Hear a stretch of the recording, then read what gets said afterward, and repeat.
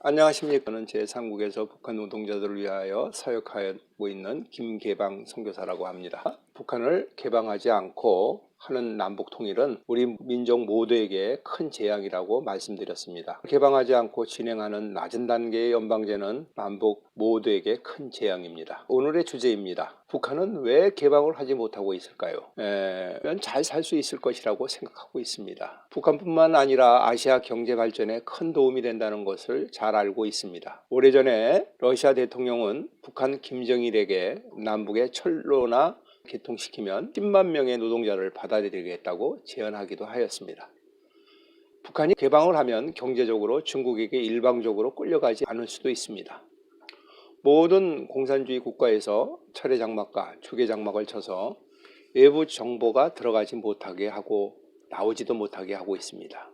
그것을 완벽하게 진행하고 있던 나라가 북한입니다. 그 소련은 면적이 세계에서 가장 넓은 나라입니다. 함께 연합을 이룬 나라가 16개 국가가 되었습니다. 러시아는 너무 방대하다 보니 철의 장막의 관리가 좀 어려웠습니다. 80년대 벨라루시아에서 역사 사회를 가리키는 선생님이 공산주의에 대하여 우월성에 대하여 강의를 하고 있었습니다. 그때 학생 하나가 손을 들어 반대 의견을 이야기하였습니다. 선생님, 저는 그렇게 생각하지 않습니다.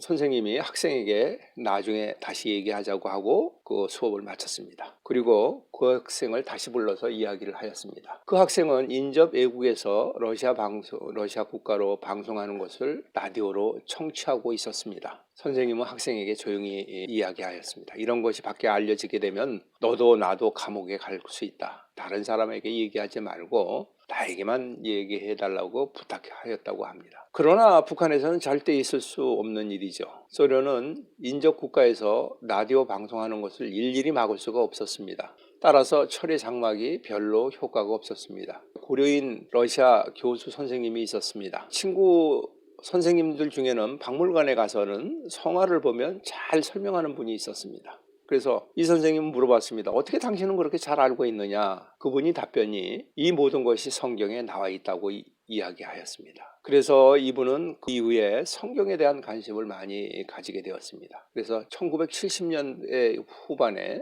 모스크바로 출장 가는 교수에게 부탁하여 고가의 성경책을 구입해서 그거를 보았다고 하는 증언도 들었습니다. 중국은 뛰어난 지도자인 등소평이 주계 장막을 거두었습니다. 김일성은 1984년에 하병법을 통하여 북한도 점진적인 개방을 시도하였지만 김정일의 조직적인 반대로 무산이 되고 말았습니다. 개혁 개방으로 발전된 중국을 본 김일성은 김정일도 중국에 가서 보고 배우라고 이야기하였습니다. 중국에 가서 개방 도시를 본 김정일은 매우 놀라면서 제 천지가 개벽한 것 같다고 이야기하기도 하였습니다. 4년에 김영삼 대통령과 김일성이가 만났더라면 북한이 아마도 개방하였을지 모른다는 생각을 합니다. 김정일은 북한을 개방하지 못하고 있습니까? 개방이 되면 그동안 거짓 선전으로 인민들을 속인 북한 정권은 모든 잘못이 드러나기 때문입니다. 북한에서 외국으로 나간 사람들은 3년 이상 근무하지 못하게 합니다. 일하는 사람들은 아무리 철저히 외부 정부와 차폐시킨다고 하여도 안전히 막는 일은 불가능한 일이기 때문입니다. 북한 사람들은 외국으로 일하기 나오기 전에 2달 동안 철저히 교육을 시켜서 내어보냅니다. 하지만 나와서 보면 세상이 너무나 다른 것을 알 수가 있습니다. 북한과 비교하여 보면 다른 나라는 너무나 잘 사는 것을 알 수 있습니다. 이런 것을 보면서 북한이 한참 잘못되었다는 것을 느끼게 됩니다. 이들은 북한에서 교육받기는 세계 모든 나라가 북한을 부러워하는 줄 알았다고 합니다. 그러나 크게 잘못된 것은 나와서 보면 알게 됩니다.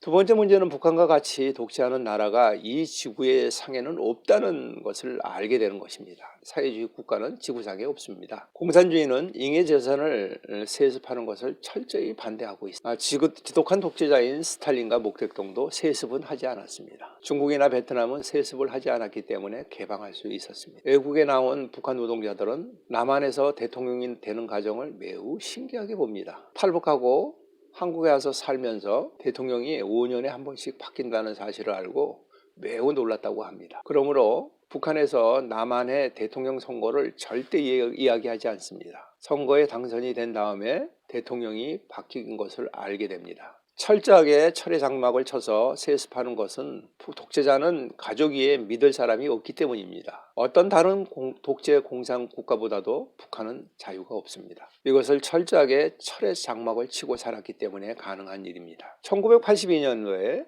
소련에 방문하여 공연한 북한 공연단이 있었습니다. 좋은 공연을 본 것이 고마워 러시아에 사는 고려인 동포들이 음식을 준비하여 찾아갔지만 끝내는 만나지 못하고 왔습니다. 북한은 같은 공산국 만남을 철저히 차단하여 정보가 새어나가는 것을 막고 있습니다.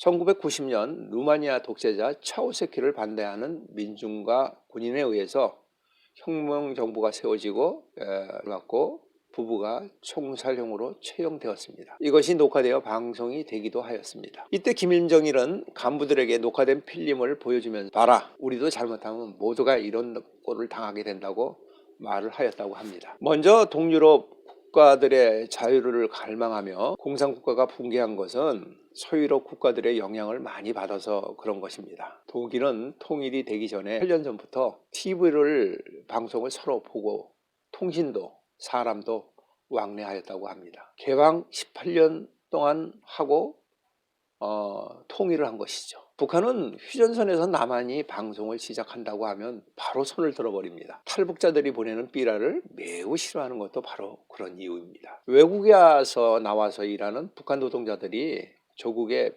편지를 보내는 것은 인편으로만 가능합니다. 휴가자나 항공기 종사원, 열차 봉사원을 통해서 보냅니다. 우편을 보내는 시스템이 전혀 되어 있지 않습니다. 편지는 누구나 언제든지 검열할 수 있도록 개방하여 보냅니다. 한 통의 편지를 보낼 때 가격이 10달러나 됩니다. 인편으로 전달하는 것이므로 직접 찾아가서 전해주고 받아갖고 와야 됩니다. 편지가 없으므로, 전화가 없으므로 무작정 찾아가서 허탕치게도 됩니다. 답장을 받아오면 10달러를 또 내야 됩니다. 편지라 북한 노동자들은 보고 또 보고 합니다. 받은 사진은 소중히 지갑에 넣어 가지고 다니면서 자랑하기도 합니다.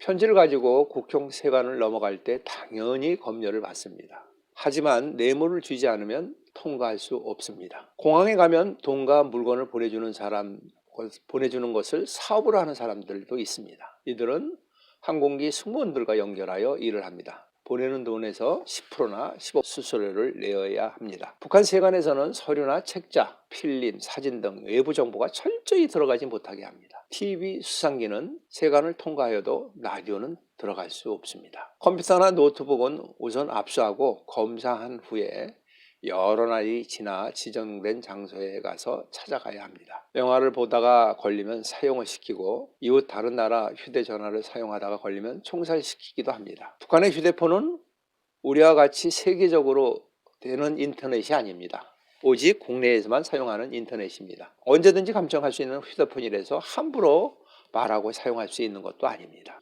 북한 관광을 가서 초병에게 총에 맞아 죽은 박항자 사건을 기억하실 것입니다. 금강산 관광을 하는 주변 군인들은 안에 한국 관광객이 다니고 있다는 사실조차도 모르고 있었습니다. 만일 안다고 하여도 발사람은 숙청을 당해야 합니다. 알고 있어도 발사람은 온 가족이 정치범 수용소에 가야 합니다.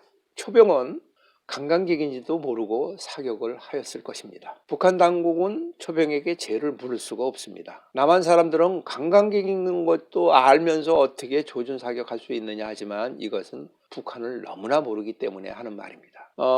이런 것 저런 것을 어떻게 북한이 자기 나라 백성들에게 다 설명할 수 있겠습니까? 남쪽에서 북한으로 들어가는 버스는 번호판도 가리게 하였습니다. 한국일보나 대한일보라는 명찰을 가리게 하였습니다. 이렇게 철저하게 차단하는 것은 북한에게 전폭적으로 개방하라고 하는 것은 죽으라는 것이나 마찬가지입니다. 따라서 북한 개방은 점진적으로 평화적으로 되어야 합니다. 우리나라 국민이 인질이 될 수 있는 상황이 몇 번 있었지만 개성공단은 점진적으로 개방하는 데 좋은 효과가 있었습니다. 개성공단도 철저히 차단하는 것은 마찬가지입니다. 공원들과 직접 대화할 수도 없고 그래도 간부와는 이야기할 수 있습니다. 이들은 의외로 남한에 대하여 많이 알고 있었습니다. 북한 노동자들이 공장시설이나 작업 환경이나 남한 사람들의 생활 수준을 그대로 알 수 있기 때문입니다. 남한 사람들을 잘 알려주는 방법이 이 초코파이였습니다. 처음에는 간식으로 나눠주었습니다. 나중에는 성과급으로 나눠주다 보니까 장마당에 많이 유통이 되어 많은 사람들이 먹게 되었습니다.